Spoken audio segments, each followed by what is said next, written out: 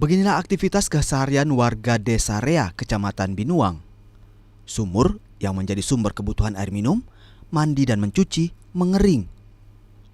Untuk mendapatkan air bersih, warga desa harus berjalan kaki hingga 1 km untuk tiba ke sumur yang digali warga di pinggiran sungai. Kebanyakan warga menggunakan jeriken dan mengangkut menggunakan gerobak. Di waktu tertentu, sumur ini dipadati warga terutama pagi dan sore hari. Warga pun harus rela antre untuk mengisi wadah air mereka. Selain mengambil air, warga juga memanfaatkannya untuk mandi dan mencuci. Soalnya ada sumur ini. Oh, ini yang membantu ya. Ya, Tapi jarak dari rumah ke sini tuh gimana?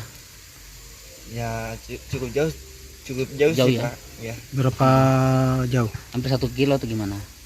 Kalau untuk sekitar kawasan di sana ya memang. Ambil air juga di sini. Iya, ambil air di sini semua Pak. Tiap hari Pak seperti ini ambil air sini. Iya, Itu untuk apa itu? untuk pakai mencuci, mandi, serta minum juga. Cuman tidak ada tempat lainnya lagi itu.